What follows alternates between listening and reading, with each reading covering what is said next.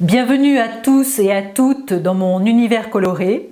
Je suis ravie de vous retrouver et de vous embarquer dans la suite de mes aventures, de mes expériences de vie en compagnie des couleurs. Clap numéro 4, on est en 97 et je vais vous embarquer aujourd'hui dans ma cuisine en Normandie. Alors pour vous resituer le contexte, j'ai un premier enfant qui a 2 ans, le deuxième n'est pas encore là et c'est une période où j'ai vraiment besoin de nature. J'habite principalement à Paris et quand j'étais enfant, j'avais l'habitude d'aller très souvent pour les vacances dans la maison de ma grand-mère en Saône-et-Loire. J'ai passé des journées entières dans le jardin à jouer avec les pissenlits, à jouer avec les plantes. Je faisais beaucoup de vélo. Voilà, j'étais très proche de la terre et de la nature. C'était quelque chose d'important dans ma vie. Et puis ensuite, j'ai habité Paris et tout ça s'était un petit peu évaporé, éloigné de moi. Et à cette période où je vois Benjamin, mon premier enfant, qui est très actif et qui a besoin de se dépenser, je ressens vraiment le besoin de retourner à la terre en quelque sorte. Et puis surtout qu'il puisse lui découvrir autre chose que la ville. Alors par contre j'ai vraiment une envie de vraie nature, hein, pas un pavillon en périphérie de ville, vraiment de la campagne, sans qu'on puisse forcément voir les voisins. Et donc c'est à ce moment-là qu'apparaît en Haute-Normandie, cette maison assez magique, complètement atypique, qui est sur un terrain en pente avec une très belle perspective sur les marais et la forêt derrière nous. On se sent vraiment dans un cadre très protégé et très connecté dans la périphérie de l'abbaye de Saint-Vendry. Et comme j'ai fait des études d'archi, j'adorais déjà à l'époque, hein, dans tous les matériaux qu'on avait étudiés, j'adorais les maisons en terre. Et là, j'ai vraiment envie de restaurer cette maison avec des matières naturelles de manière éthique.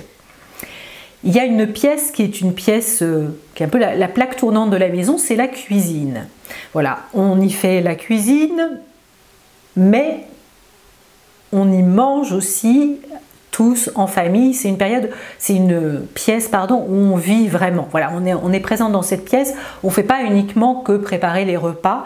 On y passe aussi pas mal de temps dans la journée. C'est une pièce qui est très conviviale. Et donc, il faut savoir que cette maison a déjà ses propres couleurs. Hein. C'est une maison cauchoise, donc il y a beaucoup de couleurs briques. Mais il y a aussi un carrelage qui est d'un bleu azur assez pâle et qui fait partie de l'histoire de la maison et que j'ai eu toujours envie de garder. Donc je trouve une couleur assez spontanément associée dans cette pièce que je voulais chaleureuse pour pouvoir y manger, voilà, de façon sereine et équilibrée. Je vais y mettre du terracotta. Et je vais choisir de la chaux pour badigeonner les murs. Voilà, la chaux, c'est vraiment une matière vivante, hein, qui permet de créer de superbes reliefs sur les murs. Voilà, c'est quelque chose qui me parle vraiment, qui a une très belle texture, très authentique, très naturelle. Donc je fais moi-même des badigeons sur les murs. Et donc cette couleur terracotta, ça tombe bien puisque c'est une couleur qui permet de manger sainement. Moi qui avais envie de faire un jardin, de pouvoir manger bio, local, de pouvoir manger plus de légumes puisque maintenant je ne mange plus de viande ou presque.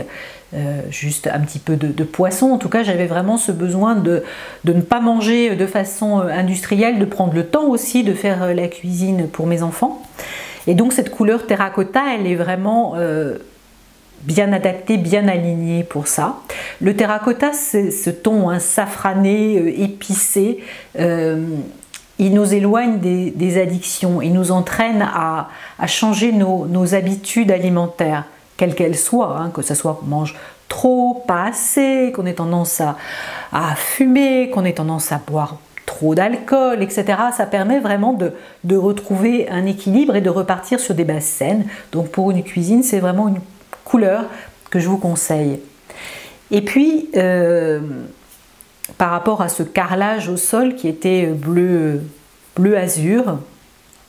Je vais associer sur les meubles de cuisine que j'ai recyclés et que j'ai repeint, j'en ai repeint les portes, avec un bleu canard assez pâle, qui est la couleur du soin, la couleur de la guérison par excellence. Donc ce bleu canard, que certains appelleraient un bleu calypso, un bleu turquoise, il vient s'associer vraiment à merveille avec le terracotta. Quand j'ai choisi ces couleurs, j'en avais pas conscience, hein, c'est ça qu'il faut savoir. Et c'est aujourd'hui que je reconnais que j'avais vraiment une intuition, que j'avais vu juste dans le choix des couleurs. Ce bleu turquoise, il nous permet de nous guérir en nous alimentant sainement, hein. On est ce que l'on mange. La nourriture, c'est notre première énergie et c'est ce qui fait, oui, vraiment ce que l'on est, ce que l'on devient. C'est vraiment un médicament.